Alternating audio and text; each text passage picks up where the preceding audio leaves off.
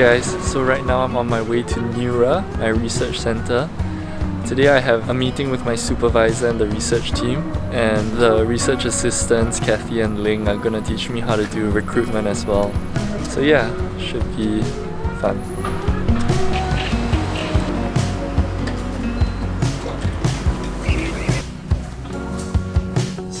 Somewhere to play. Yeah, I mean we can do social training.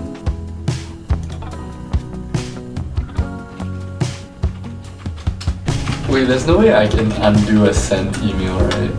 No. What did you send?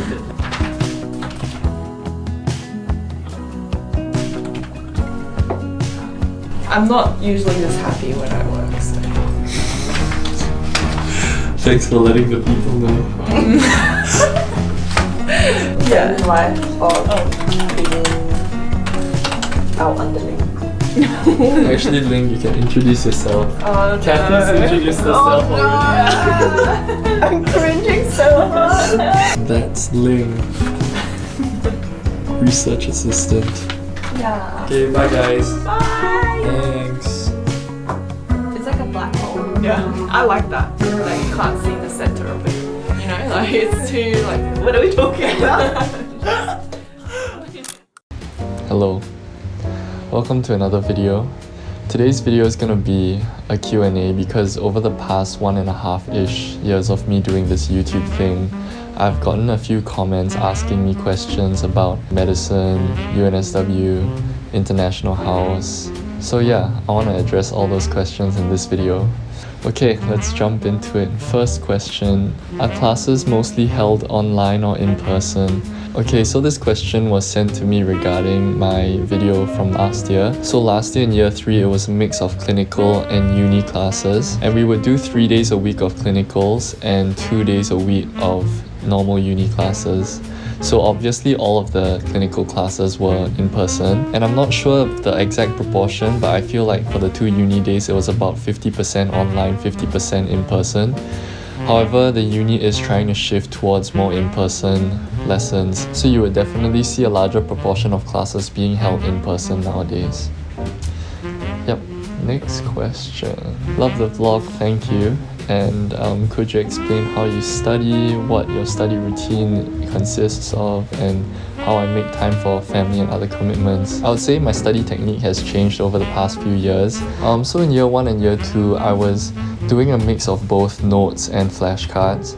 But in year 3, I definitely put a lot more emphasis on not only just producing the flashcards, but practicing them every day. And that was a much more efficient way for me to study. So I would say don't just focus on making the notes and the flashcards, but make sure you also practice them every day. Yeah, so during my lecture, I try to listen and understand everything as much as possible. And then after the lecture, I look at seniors' flashcards or I produce my own flashcards, and then I just keep quizzing myself. And as for how I allocate time for myself and my family, I really believe in a balanced lifestyle. So I actually do dedicate quite a few hours throughout the day for my own personal interests, like working out or creating films or spending time talking to my family, things like that. Yeah, so I think it's really important to just spend some time for yourself and not be too hyper-focused on medicine. What gadgets do I use as a student? I actually made a video about this last time and I can link it at the end. But I would say right now my most important piece of tech that I use to study is my laptop, because that's where I store all my resources and create my flashcards. Oh, and also I use a monitor so that I have more screen real estate and I don't have to keep like hunching forward every time I use my laptop. I really enjoyed watching your med vlog, thank you, and was wondering if I had any scholarships. So no, I actually didn't apply for any scholarships back when I was applying for med, but honestly if I could turn back the clock, I would definitely go on my uni's scholarship website and just look through all the different scholarships and see whether I'm eligible, and honestly just try for them, because there's really very little harm trying, and that's just something I missed out on last time. However, now I'm actually applying for a pre-employment grant, which would pay for a bulk of my tuition fees, so hopefully I get it, but I know it's really competitive, so realistically, I wouldn't be surprised if I don't get it. Yeah.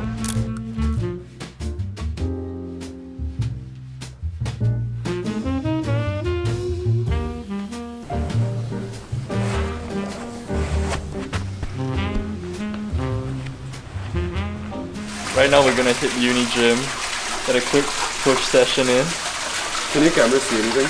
Yeah, I can. Why? Oh, thanks. The lens is black. Okay, let's go. Let's go.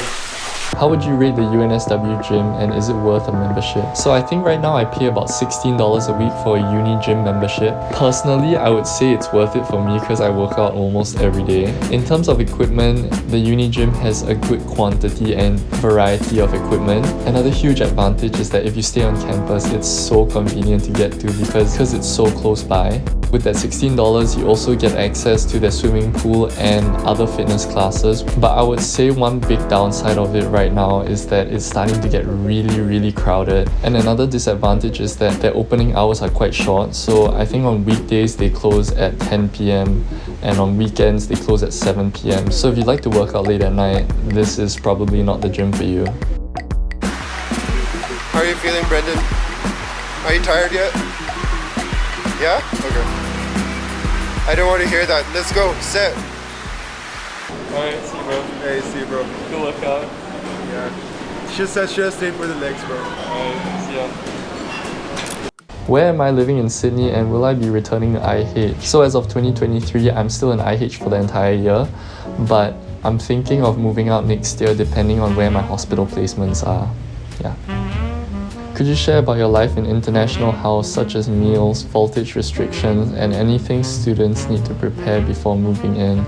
So one thing that I really like about IH is that all 3 meals are included in our accommodation fees. And if you look at the price of IH and you work it out, it's actually a pretty good deal. The food is pretty decent, but I would say the only few downsides is that they don't give a lot of protein for breakfast. They only give yogurt and milk for protein.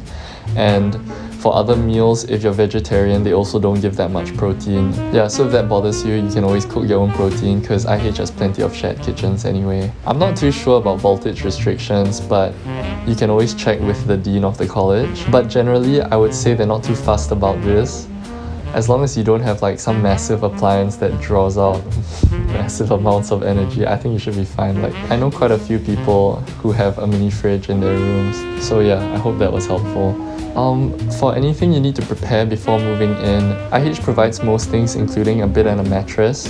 Just make sure you bring your own bed linen, your own pillow, and your own quilts or blankets because IH doesn't provide that. Could you tell me about the proportion of postgrad to undergrad students in IH? I don't know the exact proportions, but IH definitely has a much larger proportion of postgrad to undergrad students as compared to other colleges. So you'll definitely see a lot more postgrads here. However, there's still a decent amount of undergrads. I would say maybe it's like 50-50. So I guess what that means is that whether you're postgrad or undergrad, that shouldn't stop you from applying to IH. Yeah. Is it hard to apply to IH, and how's it staying there? For me, it wasn't that difficult. All you have to prepare for is a quick phone interview with one of the deans. But I know quite a few people who were in the same boat as me who applied for IH and didn't get it. So I guess if you're keen to apply to IH, make sure you apply early and just show that you are willing to contribute and participate in the community here. That's what they tend to look out for in residence. If any of this was helpful, please drop this video a like and a comment and consider subscribing, because not only does that help with the whole algorithm thing, but it also helps me know that the videos that I'm producing are actually helpful and useful to people, and that's a huge motivator for me in creating these videos.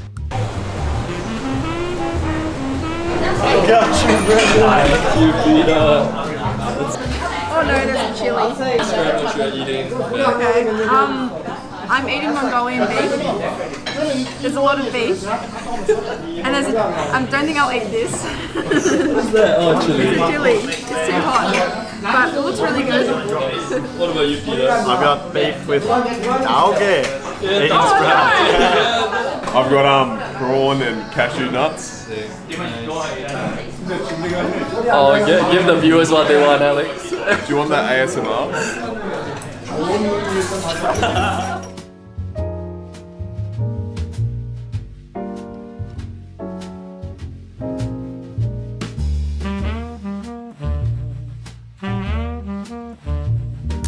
Okay, camera questions, my favorite part. I get a bunch of questions asking me what equipment I shoot with. So right now I shoot all of my videos with my Sony a7 III, which you're watching right now. As for lenses I shoot with my Sigma 24-70 2.8, and right now what you're watching is my Sony 24mm lens. I also use a variable ND and a diffusion filter on top of my lenses, just so that my images aren't too overexposed and I get a bit of a softer look. Oh, and some of you guys may have watched my other videos and noticed like some retro looking footage, and that's shot on this, my little Canon Handycam. I actually had this since I was like 10 years old, and this is what sort of got me into filmmaking in the first place, and I still actually use it now, even for some of my current YouTube videos. Yeah, so I just like to sprinkle this in there sometimes just to get a more oldie feel, I guess.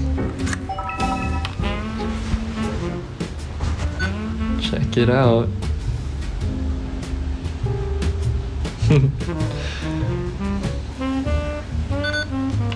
Ciao boys, what about us girls? Yeah, so I got called out for saying ciao boys at the end of my videos. I mean, boys is just something that I say like to refer to a group of people, like what's up boys, or see you boys, ciao boys. Yeah, but I guess I'll be a little bit more aware of that, especially for the females watching my videos. Yeah, maybe I'll switch it up to ciao friends or pals, people. I don't know. I'll see. Okay, that's almost all the questions that I've received over the past 1.5-ish years. If you have any questions, I actually do try my best to reply to every single comment. Yeah, so if you have any questions, just shoot them in the comments and I will try to get back to you. That's the end of this Q&A. I hope you got something out of it and have a great Easter weekend. Ciao, friends. Friends. Ciao, friends.